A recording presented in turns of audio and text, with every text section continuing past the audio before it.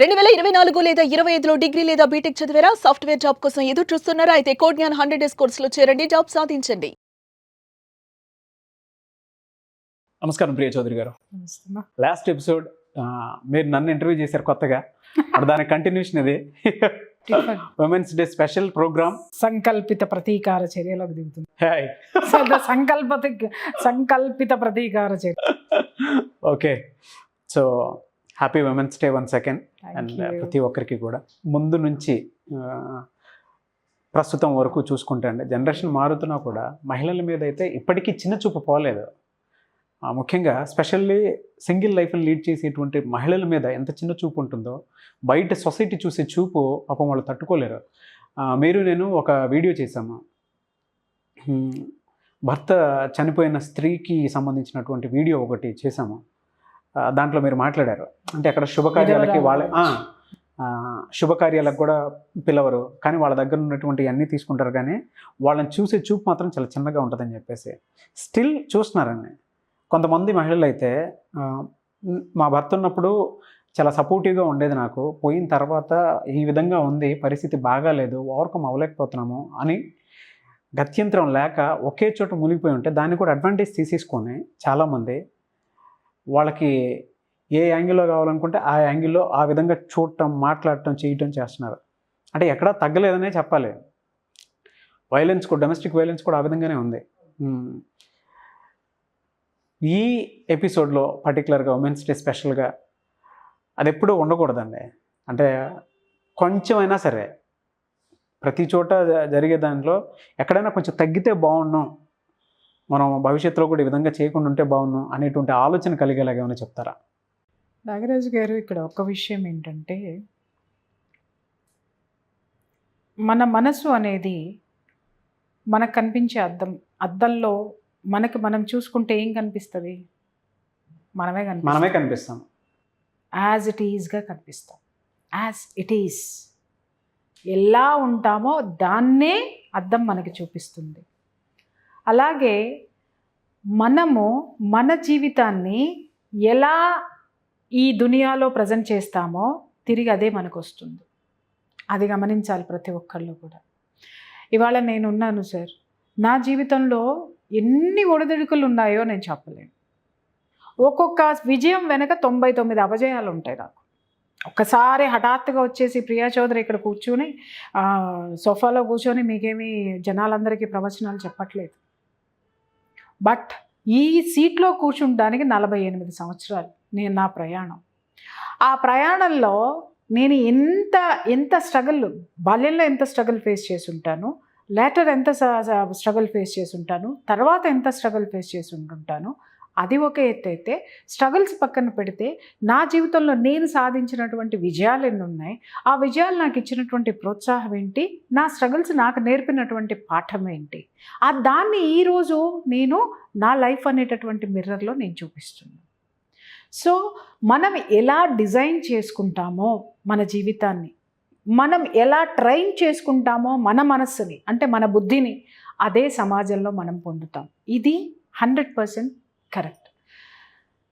ఒక గొప్ప ఎగ్జాంపుల్ చెప్తాను నాగరాజ్ గారు. ఇంతకుముందు ఆల్రెడీ మనం ఒక 8 మంత్స్ బ్యాక్, 7-8 మంత్స్ బ్యాక్ మనం ఒక ఎపిసోడ్ చేసాం, గుర్తుందా మీకు? గంగూబాయి అని చెప్పేసి ఒక వేశ్య గురించి మనము ఎపిసోడ్ చేసాము. సినిమా కూడా వచ్చింది recent, blockbuster. Yes, cinema వచ్చింది. ఆ సినిమాని జనాలందరూ ఎలా రిసీవ్ చేసుకున్నారో నాకైతే తెలీదు. ఇక్కడ మీరు అడిగారు చూసారా, ప్రతి స్త్రీ కూడా నా జీవితం ఇలా ఉంది, సపోర్ట్ లేకపోతే ఇలా ఉంది, నేను ఇలా ఒంటరిగా మిగిలిపోయాను, నా భర్త ఉన్నా కూడా నా జీవితం ఇలా ఉంది, భర్త, పిల్లలు, అత్తమామ అందరూ ఉన్నారు, డబ్బు ఉంది, కానీ నేను ఇలా ఉన్నాను. ఏదో ఒక వెలితి మన జీవితంలో మనల్ని ప్రతి నిమిషము మనకి ఎత్తి చూపించి మనల్ని ఒక విధమైనటువంటి నిరాశ నిస్పృహలకి గురి చేస్తూ ఉంటుంది. అలాగే ఎన్నో కష్టాలు, అత్తల వల్ల, మామల వల్ల, కోడళ్ళ వల్ల, లేకపోతే కూతుర్ల వల్ల ఇబ్బందులు పడేటటువంటి పేరెంట్స్, వీళ్ళందరూ కూడా ఎన్ని సమస్యలు అని అనుకునే వాళ్ళు అసలు సమస్య వస్తే సమస్యతో ఎలా పోరాడాలి అని చూపించినటువంటి అద్భుతమైనటువంటి కథ ఈ గంగూబాయి కటియావాలి స్టోరీ. బా, నేను అది మొన్న మూవీ రాగానే నాకంటే మా అమ్మాయి చాలా ఇంట్రెస్ట్ అనమాట. ఎందుకంటే realistic stories she loves very much. And అసలు అక్కడ ఏం జరుగుతుందనేది తను చూసేయాలి. తను ఎంత ధైర్యవంతురాలు అని అంటే, మా అమ్మమ్మకి క్యాన్సర్ వచ్చింది నాగరాజు గారు. క్యాన్సర్ వచ్చి తనకి ఆపరేషన్ జరిగితే ఇంత పెద్ద లంప్ తీశారు తనకి పొట్టలో నుంచి. మేమందరం భయపడ్డాం. లంపుని తీసుకొని వస్తుంటే మీరు చూస్తారా అండి అని అంటే భయపడి పారిపోయాం అందరం, మా అక్క చెల్లెళ్ళు అందరం కూడా. అప్పుడు తనకి ఎంత 6 years. నో నేను చూడాల్సిందే ఏంటి అని చెప్పేసి తను ఒక్కటే ఆ రూమ్లోకి వెళ్ళి వాళ్ళని అడిగి ఆ లంప్ చూసి వచ్చి అమ్మ ఇలా ఉందమ్మా అని ఎక్స్ప్లెయిన్ చేసింది. అంటే తనకేంటంటే వాస్తవం చూడాలి. తను ఎప్పుడు అంతే దానికోసం సెర్చ్ చేస్తూ ఉంటుంది. అదేంటో తెలుసుకోవాలి, దాని గురించి ఒక విశ్లేషణ వచ్చేస్తుంది. అలా తన మైండ్ యాటిట్యూడ్ లేదమ్మా వెళ్దాము, అప్పుడు మీరు స్టోరీ చెప్పారు కదా, నువ్వు స్టోరీ చెప్పిన దగ్గర నుంచి నాకు చాలా ఇంట్రెస్టింగ్గా ఉంది, ఆ క్యారెక్టర్ ఆన్ స్క్రీన్ చూడాలి నేను అని చెప్పేసి అని బలవంతంగా అసలు 2 days హంగర్ స్ట్రైక్ చేసిందనమాట నా మీద. నువ్వు ఖాళీ చేసుకుంటావా లేదా, నాతో వస్తావా లేదా, నన్ను తీసుకెళ్తావా లేదా. సరే ఒకరోజు పోస్ట్పోన్ చేశాను, 2వ రోజు పోస్ట్పోన్ చేసిన తర్వాత ఇంతేలే ఇక నా జీవితంలో ఇంకా అసలు ఈవిడ నాకేం సినిమాలు చూపించదు, ఏం చూపించదు, ఇదేలే అంటే నో అని చెప్పేసి అని అప్పుడు వీలు చూసుకొని తీసుకెళ్ళాను. నిజంగా నా కూతురికి ఒక భరోసా ఇచ్చానేమో జీవితంలో, ఒక మంచి దాన్ని ఏమంటారు, ఒక అధ్యాయము తన జీవితంలో తను గుర్తుపెట్టుకొని తను ముందుకు నడవడానికి సరికొత్త అధ్యాయాన్ని లిఖించుకునేటటువంటి ఒక స్టోరీ చూపించానేమో అనిపించింది. అంత అద్భుతంగా ఉంది సార్. ఒక వేశ్య అమ్మాయి, ఒక ఉన్నతమైనటువంటి కుటుంబంలో పుట్టినటువంటి ఒక అమ్మాయి, చాలా అందగత్తె, ప్రేమించాను అన్ని, అది కూడా ఇప్పుడు టీనేజ్లో పడినటువంటి లవ్లో వాడు మోసం చేసి ఇంట్లో నుంచి ఆ అమ్మాయితోటి నగలతో సహా అమ్మాయిని తీసుకొని బాంబే వెళ్ళిపోయి ఆ నగలు ఆ అమ్మాయిని కొంతకాలం అతను ఎంజాయ్ చేసిన తర్వాత అతను అమ్మాయిని తీసుకొని వచ్చి దీంట్లో అమ్మేస్తాడు. ఇక్కడ కామాటిపుర అనేటటువంటి ఒక వేశ్య వాటిలో అమ్మేస్తాడు. ఒక విషయం చెప్పనా నాగరాజు గారు, కష్టాలున్నాయి, కన్నీళ్ళున్నాయి, డిప్రెషన్లో ఉన్నాము అనుకునే వాళ్ళందరూ కలిసి మనసు పెట్టి ఒకసారి ఆ సినిమాని చూడండి. చూసిన వాళ్ళల్లో 80% మంది ఐఎమ్ ఇన్ సేఫ్ ప్లేస్ అనుకుంటారు. ఐఎమ్ ఇన్ సేఫ్ ప్లేస్ అనుకుంటారు. కానీ అదే జీవితము ఒకవేళ ఎదుర్కొనేటటువంటి మహిళలు ఎవరైనా ఉంటే ఆ స్టోరీ చూస్తే నేను ఎలా ఎదగాలి అనుకుంటారు. నా వ్యక్తిత్వాన్ని నేను ఆ ఉన్నటువంటి ప్లేస్లో ఉన్నతంగా ఎలా తీర్చిదిద్దుకోవాలి, ఆ వ్యక్తిత్వాన్ని నేను ఎలా ఉన్నతమైనటువంటి వ్యక్తిత్వంగా ఎలా మలుచుకోవాలి అనేది నేర్చుకుంటారు దాంట్లో. ఆ అమ్మాయి ఆ చీకటి జీవితంలోకి అడుగుపెట్టిన తర్వాత ఒక ఇంగ్లీష్లో ఒక కొటేషన్ ఉంటుంది సార్, ఇఫ్ అది నేను చెప్పకూడదు, దాని తెలుగులో అయితే ఏమైతే చెప్తాను అని అంటే, సమస్యలు అనేవి మన జీవితంలోకి తప్పవు, మనం ఇన్వైట్ చేయాల్సి వచ్చినప్పుడు వాటిని స్వీకరించండి.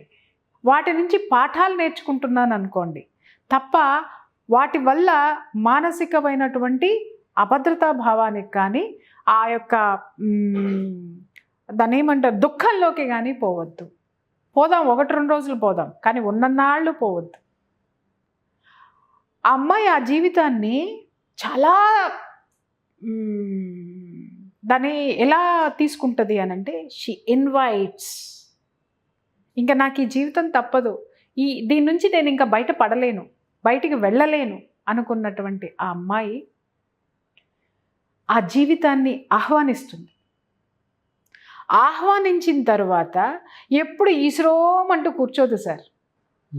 లేకపోతే నేనింతే, నా శరీరం ఇంతే, ఇంతమందికి నేను ఇదవుతున్నాను, నా బతికింతే, ఇలాంటి డైలాగులు ఎక్కడా కొట్టదు. ఆ జీవితాన్ని ఆహ్వానించి ఆ జీవితంలో తను ఉన్నతమైనటువంటి వ్యక్తిత్వంతో ముందుకెళ్ళాలి అనేటటువంటి ఆ ఒక్క మార్గాన్ని తను ఎప్పటికప్పుడు ఏర్పరచుకుంటూ వెళ్తూ ఉంటుంది. ఇది నా జీవితం, నన్ను 10 మంది తూ అంటారు, లేకపోతే నేను ఎక్కడికి వెళ్ళలేను, నాదొక చీకటి కోణము, నా జీవితం, ఇలాంటి డైలాగులు కొట్టదు. చీకటిలో మగ్గిపోతున్నటువంటి తన జీవితము సమాజంలో ఎంతమందికి మంచి చేస్తుందో దాంట్లో వివరించేటటువంటి ప్రయత్నం చేస్తుంది. అందుట్లో ఒక సీన్ అద్భుతంగా ఉంటుంది సార్. తను ఆ యొక్క వేశ్యలకి హక్కులు కావాలి అని కొట్లాడుతుంది.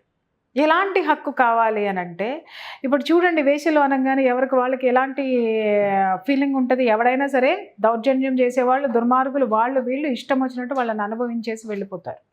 ఎందుకంటే వాళ్ళ మీద కేసులు ఉండవు, వాళ్ళ మీద ఏ విధమైనటువంటి అబ్జెక్షన్ ఉండదు, వాళ్ళు ఇష్టం వచ్చినట్టు వాళ్ళు ఆట బొమ్మలు చేసి ఆడుకుంటారు. అలాంటిది ఒక సిచ్యుయేషన్లో ఒక ఇన్సిడెంట్ తను ఫేస్ చేస్తుంది. తను ఫేస్ చేయంగానే తనకి ఏమని రియలైజేషన్ వస్తుందంటే, నాలా ఎందరో, దీనికి నేను ఫుల్ స్టాప్ పెట్టాలి, నా వంతు ఏముంది అని తన బ్రెయిన్ భలే వర్క్ చేస్తుంది. నేను అలోన్గా ఉండకూడదు, నాకంటూ ఒక సపోర్ట్ కావాలి. ఆ సపోర్ట్ని నేను తెచ్చుకోవాలి అంటే జీవితాన్ని డిప్లొమాటిక్గా తీసుకునేటటువంటి వాళ్ళు, లౌకికంగా ఆలోచించేటటువంటి వాళ్ళు ఎలాంటి జీవితంలో ఉన్నా ఆ జీవితాన్ని ఉన్నతంగా ఎలా మలుచుకోగలరు అని చెప్పేటటువంటి కథే ఈ గంగూబాయి స్టోరీ. ఓకే, తను వాళ్ళ హక్కుల కోసం కొట్లాడితే చివరికి తనకు ఒక ఇంటర్నేషనల్ వేదిక అనేది ఒకటి వస్తుందన్నమాట. దాంట్లో మాట్లాడేటటువంటి అవకాశం వచ్చినప్పుడు ఒక జర్నలిస్ట్ నాగరాజు లాంటి వాళ్ళు ఒక సుదీర్ఘంగా ఒక ఉపన్యాసం రాసిస్తారు. ఎందుకంటే తను చదువుకోలేదు, అంటే కొద్దో గొప్ప చదువుకుంది అంతే, ఎక్కువ చదువుకోలేదు. బట్ అంత పెద్ద ఇంటర్నేషనల్ వేదిక మీద తను సంభాషించేటటువంటి ఆ భాష తనకి లేదు, అసలు వెళ్ళే అవకాశమే రాదు. కానీ తనకు వచ్చింది. నలుగురిలో కుటుంబాల మధ్యకే వెళ్ళని ఆవిడ ఒకటేసారి ఇంటర్నేషనల్గా ఒక వేదికను పంచుకోవడం అంటే అది ఎలా ఉంటుందో ఒక వేశ్యకి చూడండి వెళ్ళి వాళ్ళ పక్కన ఒక రెస్పెక్టివ్ ప్లేస్ తను సాధించిన తర్వాత ఏదో రాసిస్తే ఏదేదో చదవడానికి ప్రయత్నం చేస్తుంది. అదేంటో అమ్మాయి మైండ్లో ఉంటుంది. ఇది కూడా గుర్తుపెట్టుకోండి, ఎక్కడికైనా వెళ్ళాము అని అంటే, ఎక్కడైనా ప్రసంగించాలంటే చాలామంది సార్ లెటర్లు రాసుకొని వస్తారు, అద్భుతంగా ఎవరో రాసిచ్చిందాన్ని చదువుతారు. ఎప్పుడు అలా చేయకండి.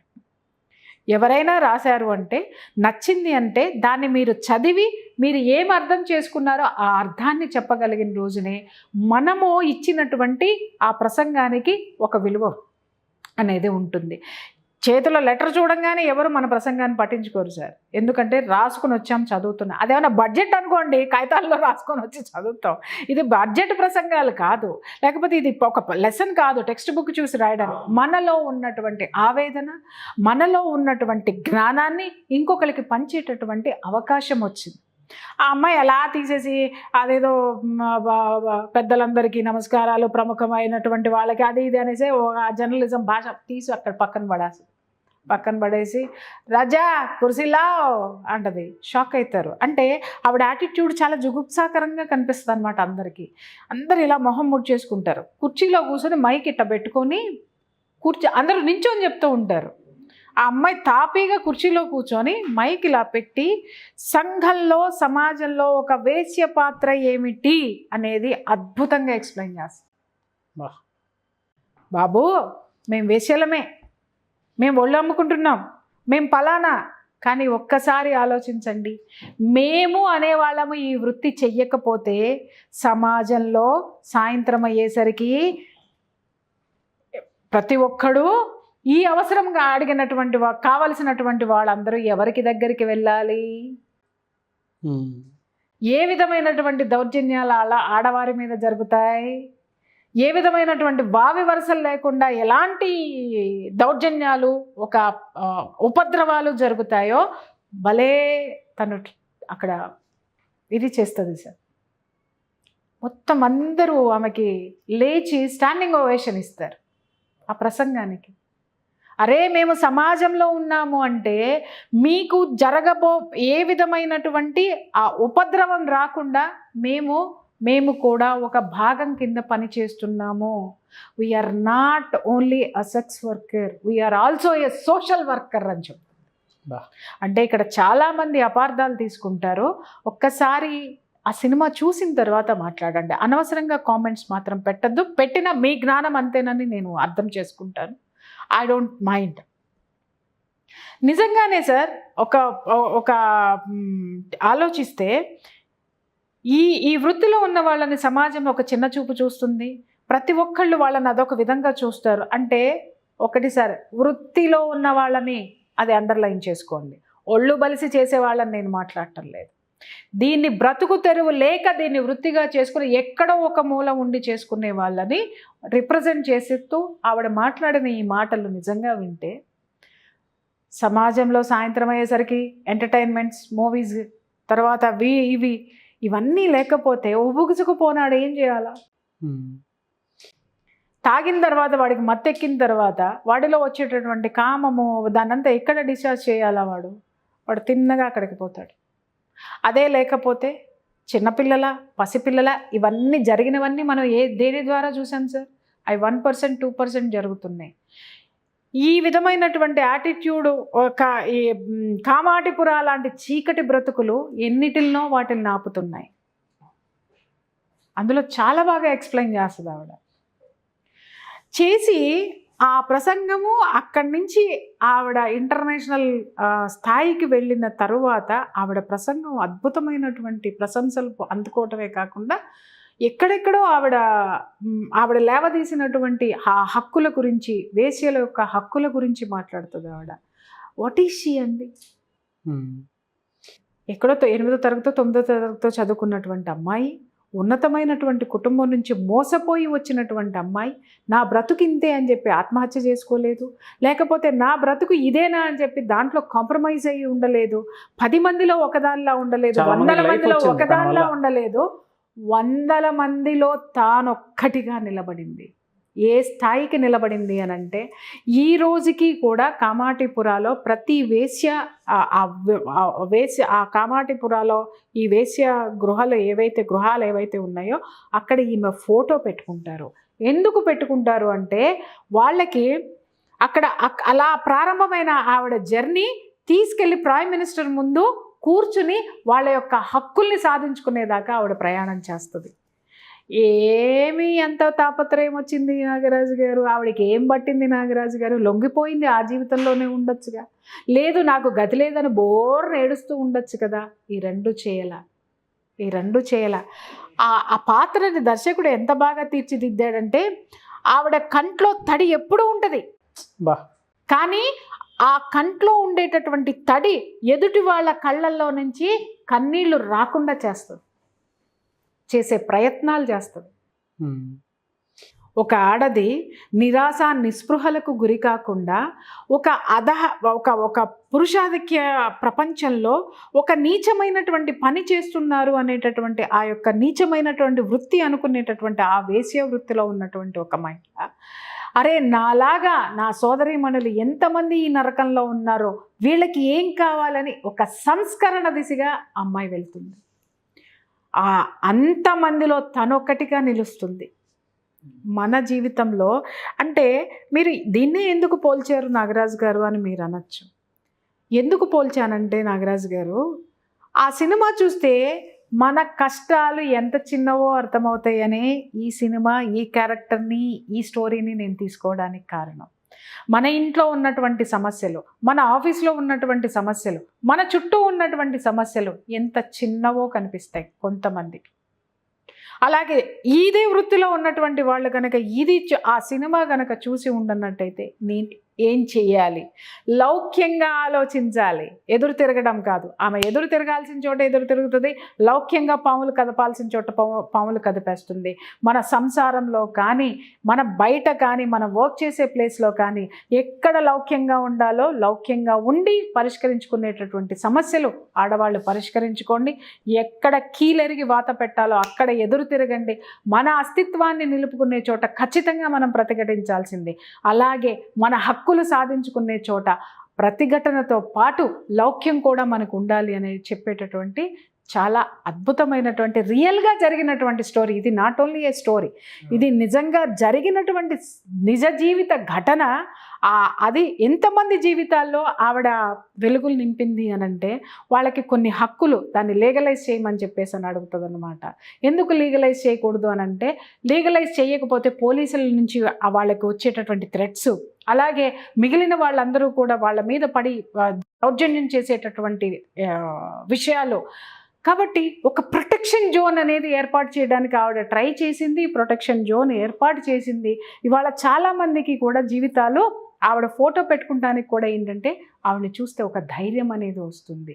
అలాగే మనలో కూడా ధైర్యం అనేటటువంటి జ్యోతి డెఫినెట్గా ఉంటుంది. ఆ జ్యోతిని ఎప్పుడైతే మనము బయటికి తీసి ఆ వెలుగుని మనం ఆ వెలుగుతోటి మనము జీవితాన్ని ముందుకు నడిపించగలిగేటటువంటి ప్రయత్నం ఏదైతే చేస్తామో విజయము అనేటటువంటి ఆ యొక్క వెలుగును మనం అందుకుంటాం. కాబట్టి ప్రతి ఒక్కళ్ళు చీకట్లో ఉన్నాము అనుకునే ప్రతి ఒక్కళ్ళు కూడా నా జీవితం ఇంతే అని ఏడవడం మానేసి, నా జీవితం ఎంత ఉంది, నేను ప్రయత్నిస్తే, దీంట్లో నుంచి బయటికి రావడానికి ప్రయత్నిస్తే. చాలామంది చెప్తారు మా అత్తగారులు ఇట్లాగా, మాంగారు ఇట్లాగా, ఇది ఇట్లా. ఒకసారి ఆలోచించండి, మీరు ఎక్కడ డిప్లొమాటిక్గా వెళ్ళాలి. ఎదుటి వాళ్ళ గురించి చెప్తారు, ఏమండి మా తోడుకోళ్ళు అమ్మో భలే తెలియగలదండి, అక్కడ మాటలు అక్కడ చెప్తుంది, ఇక్కడ మాటలు ఎక్కడ చెప్తుంది, నా వల్ల కాదండి అలాగా అంటారు. అరే ఆ అమ్మాయి ఎలా వెళ్తుంది ఒక్కసారి చూడండి, ఆ అమ్మాయి వేలోనే మీరు వెళ్ళండి. మీరు సక్సెస్ ఒక రోజు ఫెయిల్ అవుతారు, రెండో రోజు ఫెయిల్ అవుతారు, నాలుగో రోజు సక్సెస్ అవుతారు. మీకు కావాల్సింది పీస్ ఆఫ్ మైండ్, మీకు కావాల్సింది ఆ ఇంట్లో స్థానం, మీకు కావాల్సింది ఒక ప్రశాంతమైనటువంటి జీవితం. ఆ జీవితాన్ని ఎలా ముందుకు తీసుకెళ్ళాలా అనేటటువంటి ఆలోచనలతోటి ప్రతి ఒక్కళ్ళు ఉండండి దీంట్లో. వాస్తవంగా నేను చెప్తున్నాను కదా, ప్రతి ఒక్క మహిళ ఎవ్వరూ కూడా ప్రతి ఒక్క స్త్రీ శక్తి స్వరూపము. అంటే ఆ శక్తి నుంచి వచ్చిన ఒక పరమాణువు మన అందరము కూడా. మనము ఆ శక్తిని వెతుక్కుంటూ వెళ్తే అప్పుడు కనెక్ట్ అవుతుంది మనకి, ఆ అమ్మవారు మనకి కనెక్ట్ అవుతుంది, మన యొక్క పూర్వపు శక్తి మనకు వస్తుంది. అలా కాకుండా నేను సామాన్యమైనటువంటి ఇల్లాలని, మహిళని, నేను సామాన్యురాలని అని కాదు, నేను అసామాన్యురాలిని అని ఎప్పుడైతే మాత్రమో ఆ యొక్క భావాన్ని మనం ఎప్పుడైతే తీసుకుంటామో మనసులోకి, డెఫినెట్గా విజయం అనేది మన దగ్గరకు వస్తుంది. నాగరాజు గారు, సమస్యకి పరిష్కారం దిశగా మన ఆలోచనలు ఉండాలి తప్ప ఆ ఆలోచనలు ఎప్పుడు కూడా అగ్రెసివ్గా ఉండద్దు. ఎక్కడ అగ్రెసివ్గా ఉండాలో అక్కడ అగ్రెసివ్గా ఉండాలి, ఎక్కడ డిప్లొమాటిక్గా ఉండాలో అక్కడ డిప్లొమాటిక్గా ఉండాలి, ఎక్కడ లాబియింగ్ ఉండాలో అక్కడ లాబియింగ్ ఉండాలి. దయచేసి ఇవి నేర్చుకోండి. పోరాడండి, పోరాడండి, పోరాడండి, పోరాడండి. పోరాటంతో పాటు ఈ లక్షణాలు కూడా మనలో ఉండాలి. అది నేను ఈరోజు మహిళలందరికీ నేను చెప్పేటటువంటి దాన్ని ఏమంటారు, ఒక ఉపన్యాసం అనుకోండి, లేకపోతే ఒక పాఠం అనుకోండి. మన జీవితంలో మనం గెలవాలి అనంటే ప్రతిఘటన ఉండాలి, లౌక్యం ఉండాలి, లాబియింగ్ ఉండాలి, తెలివితేటలు ఉండాలి. ఇవి అందరిలోనూ ఉన్నాయి నాగరాజు గారు. అవును, బయటికి తీయండి. నేను ఈ సమస్య నుంచి ఎలా బయటికి రావాలి అనేది ప్రశాంతంగా కూర్చొని కళ్ళు మూసుకొని కొంచెంసేపు బ్రీత్ అబ్జర్వ్ చేసి ఒక 10 నిమిషాలు ధ్యానం చేస్తే ఆటోమేటిక్గా మీ సమస్యకి పరిష్కారం మీ మనసులోనే తడుతుంది. డెఫినెట్గా దాన్ని మీ మనసే మీకు గురువు. ముందుకు సాగండి లైఫ్లో. డెఫినెట్గా మీరు అనుకున్నటువంటి గోల్ని, లేదా మీరు అనుకున్నటువంటి పీస్ఫుల్ని, మీరు అనుకున్నటువంటి మంచి కుటుంబ వాతావరణాన్ని మీరు ఏర్పాటు చేసుకోగలుగుతారు. డెఫినెట్గా అండి. మీరు ఒక మాట అన్నారు, సినిమా చూసిన తర్వాత ఐఎమ్ సేఫ్ అని ఖచ్చితంగా ఫీల్ అవుతారు అని. డెఫినెట్గా చూడండి, ఎందుకంటే థియేటర్కి వెళ్ళలేని వాళ్ళు ఓటీటీలో కూడా డెఫినెట్గా వస్తుంది. రేపో ఎల్లుండో అది ఖచ్చితంగా దీంట్లో వస్తుంది. గంగూబాయ్ కటియావలి సినిమా ఖచ్చితంగా ప్రతి ఒక్క మహిళ చూడండి. అందులో ఎందుకు చూడమంటున్నానంటే కథ కాదు మీరు చూడాల్సింది, ఆ పాత్రధారి మాట్లాడేటటువంటి మాటలు మన జీవితానికి కూడా ఆపాదిస్తాయి. ఆ కష్టంలో నుంచి వచ్చే ఆ ఈగర్నెస్, ఆ యొక్క సమయస్ఫూర్తి, తెలివితేటలు ఒక మహిళలో ఎలా ఉన్నాయో మనం నేర్చుకుంటాం, మనం చూస్తాం. డెఫినెట్గా అండి.